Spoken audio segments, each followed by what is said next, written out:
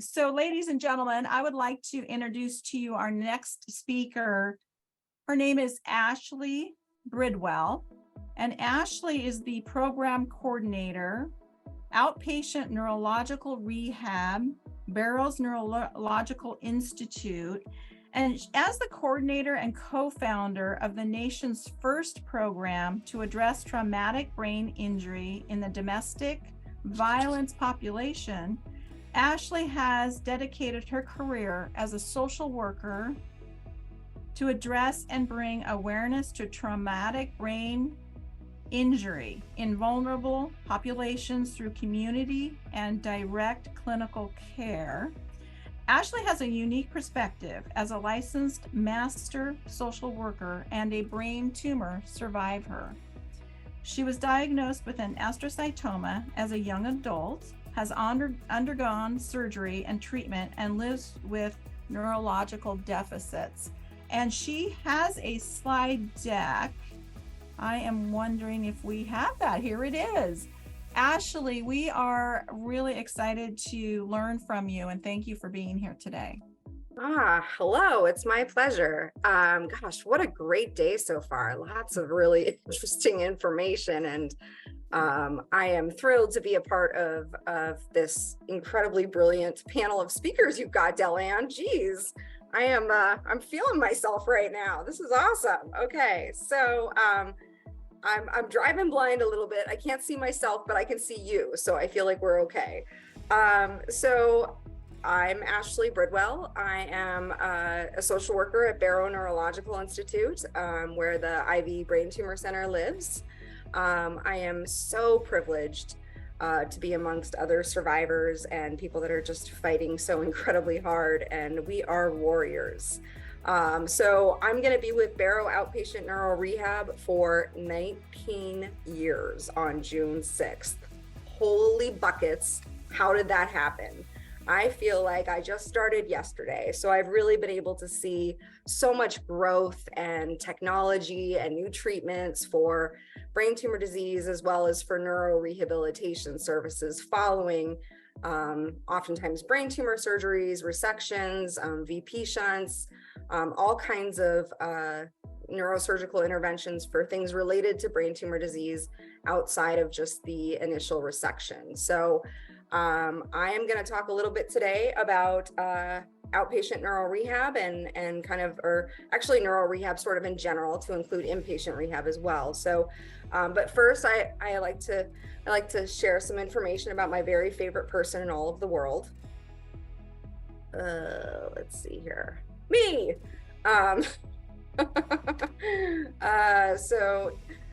When I was 19 years old on March 3rd, 1999, I had an MRI, and you're looking at it right now. And for the neuro docs in the room, you can see why I have a left field cut. And so I had a variety of symptoms for a couple of years: headaches, discoordination, eye twitching, hand trembling. I was a waitress at Denny's.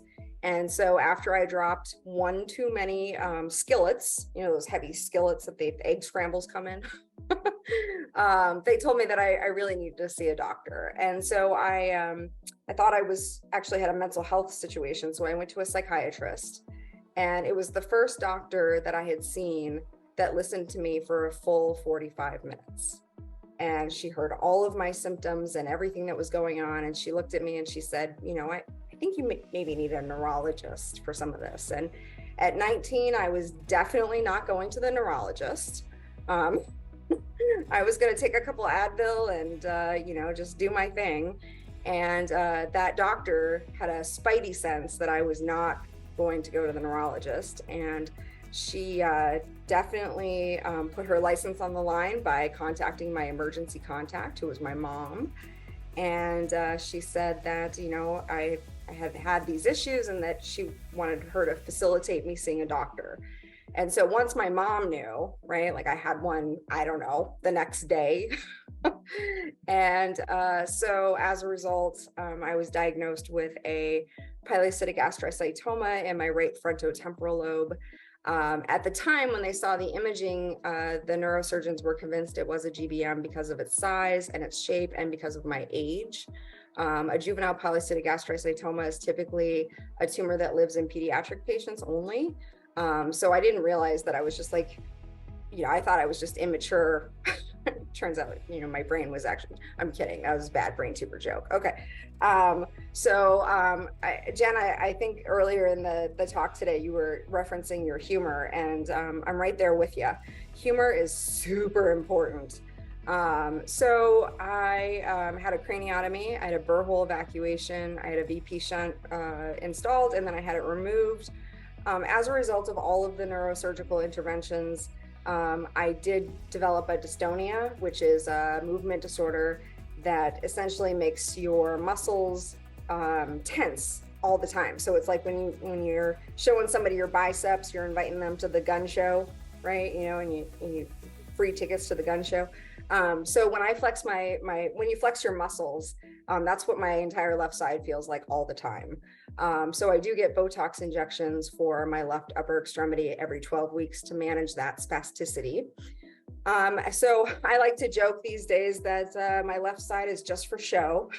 And sometimes learning how to talk about your limitations and issues is important so that you can effectively articulate to friends and family, what you're experiencing. And so over the years, I've really tried to make things as easy to understand as possible for the people around me. So saying that my arm and most of my leg is just for show, kind of people laugh a little bit and it kind of lightens up the whole deal. So the picture of the staples, I like to include that picture in my presentations just because it's the only time I've ever had a mohawk in my life. And I am super glad that I got to live in a lifetime where I could rock a mohawk and bleach it blonde. These very important questions to my neurosurgeon after my last surgery was, can I get tan and can I bleach my hair? Because I was 19 and I was in college, and those were important items to check in with. So I had staples and the horseshoe incision there is my initial surgery. So I like to show this picture because I was at a coffee shop one day with these staples in my head, and one of my college buddies walked over to me and they're like, dude, where did you get that piercing? It's like super rad. So it's not a piercing, it's those are staples. But so, I like to say that I have a little bit of street cred. So I am a firm believer in the, how important family is. And when we talk about rehabilitation and we talk about moving forward with our lives, in the almost 20 years I've been in the social work field, what I know is how many people in my office during the initial orientation session for their rehabilitation is pretty indicative of how well they're going to do. It's and maybe it's not a number thing, it's the quality of the caregiver support is just remarkable in terms of outcomes and certainly quality of life and comfort and all of that stuff. So I am so grateful that this is my team. These are my people. These are the people that got me through 4 brain surgeries my sophomore year of college and made sure that I knew that I was still worthy and deserving and good. So so my little brother and my mom there, so obviously 1999, you'll note my 1999 pager on my jeans there. No, I wasn't a drug dealer. That was just how we talked to each other back in the late 90s. So the most recent picture is on my left side. So that little boy got to be 30 years old. I don't know how the heck that happened either, but he has an MBA and is living in Tel Aviv and working at a startup. And he is just my favorite human ever. And my mom, of course, is my heart. And she was a pit bull. I mean, she opened doors that I didn't even know existed. And so to any caregivers on the call today, thank you so much for supporting your survivors, because man, I can attest, I am a terrible patient. But I'm a great social worker, so I think that's maybe how it works. But I just wanted to put a note in here about the importance of family support or friend support, or whoever your chosen family is, how crucial it is to have those folks with you, beside you, in front of you, behind you, the whole deal. So these are my team members. So getting into kind of the meat of the presentation, when we talk about brain injury, we don't always associate brain injury with brain tumor disease. Some of us think about, traumatic brain injury as far as car accidents or falls or assaults. But when we think about neurosurgery, right, and taking, the tumor out, and hopefully not having to sacrifice a whole lot of good brain tissue, and hopefully not a lot of scar tissue, but there is, there are things that have to happen so that you can continue to fight this disease. And so oftentimes we see people with effects from the injury to their brain that the neurosurgical intervention created, or something, in surgery, or after surgery. Also, just long-term effects of radiation and chemotherapy can do a number on your ability to function as well. So I like to think about brain injury as affecting us in 3 separate categories: physical, cognitive, and emotional. So when we talk about brain injury and those components of impact, we have to ask ourselves, well, how do we work with those issues? And so, well, that's a great question, guys, because these are some of the options. So if you have weakness, if you have spasticity, if you have visual changes, if you have cognitive changes, if you're emotionally labile, there's so many things that can happen as a result of a brain tumor surgery, or a brain tumor in general. And if it's inoperable, depending on where it is, or too eloquent, you can see impact from the different parts of the brain. So the according therapies are, and this is, my focus is outpatient rehab, just because that's where I live, is an outpatient neuro rehab. But important to note that if you're hospitalized, there is inpatient neuro rehab options as well that you can explore, that are 3 hours of therapy per day for 5 to 6 days per week. The Barrows Neuro-Rehab at St. Joe's is pretty popular, and I have been fortunate enough to care for quite a few brain tumor disease survivors and their families over the past almost 20 years. I think, and don't quote me on this, but the last time I heard, we did the most brain tumor surgeries in the world. So physical therapy services in the neuro rehab setting is mostly focused on balance. It's focused on walking. It's focused on really the most independent you can be with mobility, whether that's with a walker, with a cane, with a other type of mobility device. And physical therapy also will work on seating and positioning. If there is a need for a wheelchair for long-term community ambulation, or for all ambulatory needs, the physical therapy team can help do a seat mapping, so that you have good pressure on your bottom, so we don't have to worry about any skin related issues. Occupational therapy in the Neuro Rehabilitation Center typically focuses on the upper extremity movements, the visual movements, as well as activities of daily living. So that's bathing, dressing, grooming, toileting, basic hygiene, as well as the instrumental activities of daily living, which are medication management, household management, planning a grocery list, grocery shopping, cooking, some higher level activities of daily living. And then lastly, but certainly not leastly, is our speech therapy rehabilitation specialist, who at first glance, when you hear speech therapy, I get this a lot, people say, well, there's nothing wrong with my speech, I'm totally articulate.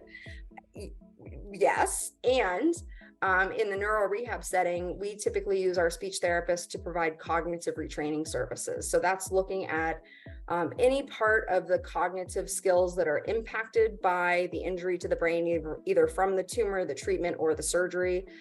So the things like memory, attention, concentration, speed of processing, all of those executive functioning skills that can be affected.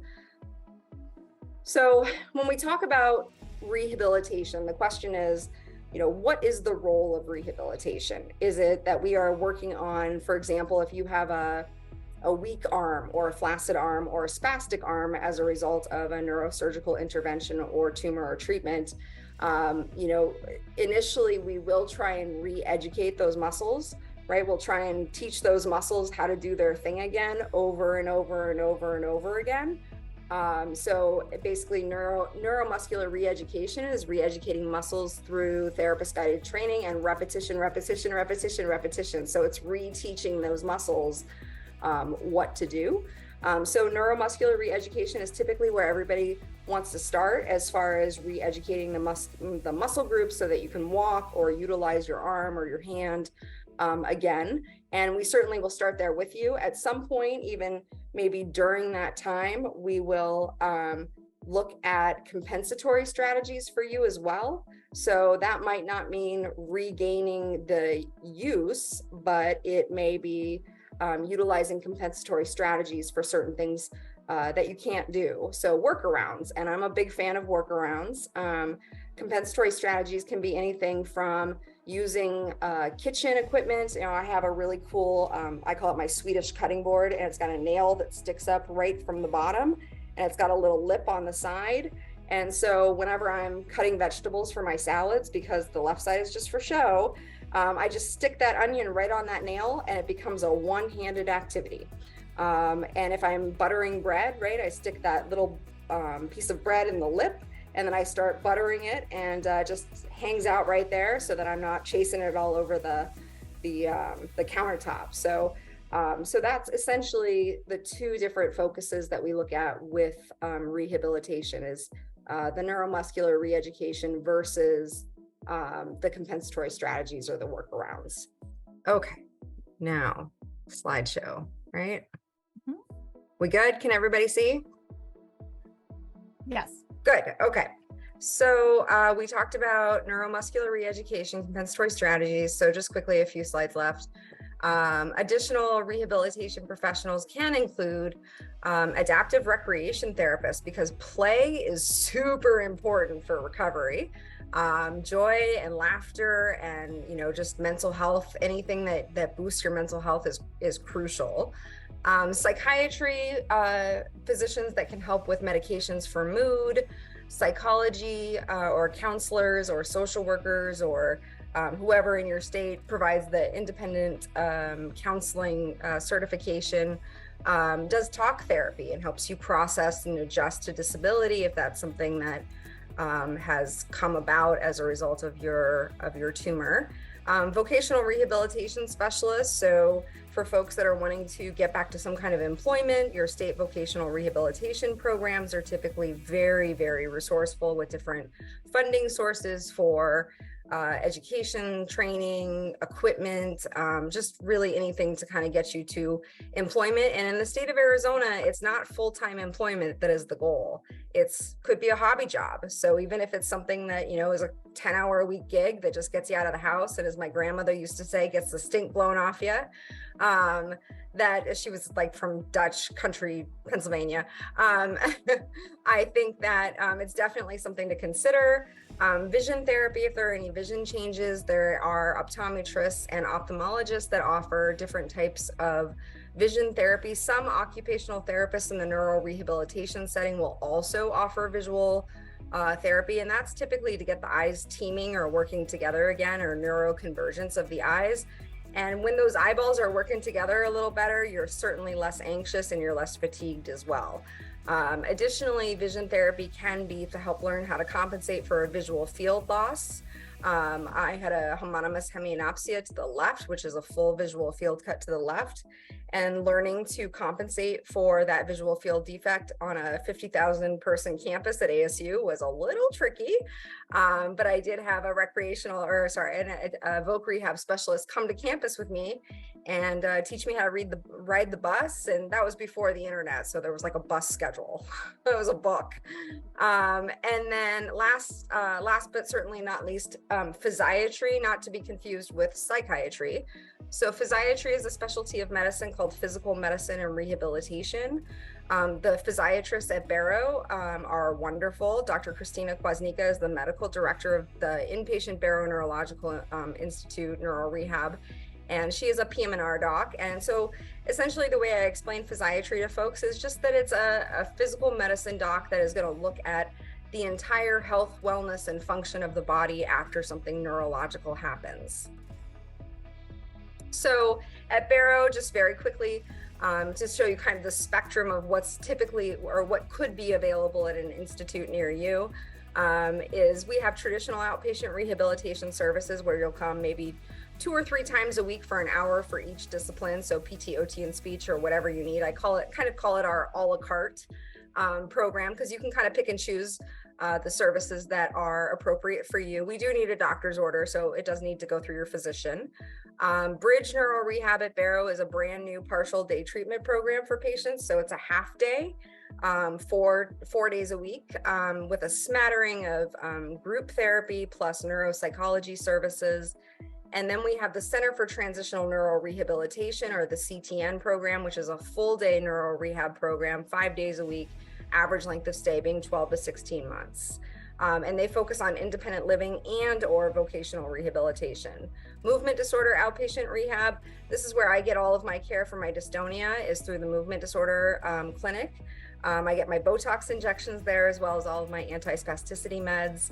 And so if there's a movement disorder specialist that's available, it might be worthwhile to check out to see, as far as spasticity and upper extremity limb use, if there's some kind of interventions like deep brain stimulation or Botox, or just all kinds of modalities that are now available. And there's so many others, lymphedema therapy, visual therapy, the whole deal. So just as a quick example of how rehab works is, so if you'll see on the right-hand side, you'll see, or on my right, you'll see that there's a couple of circles, and down here in the bottom left quadrant, I'm trying to make a dot, and after, so this is almost 20 years post brain tumor disease.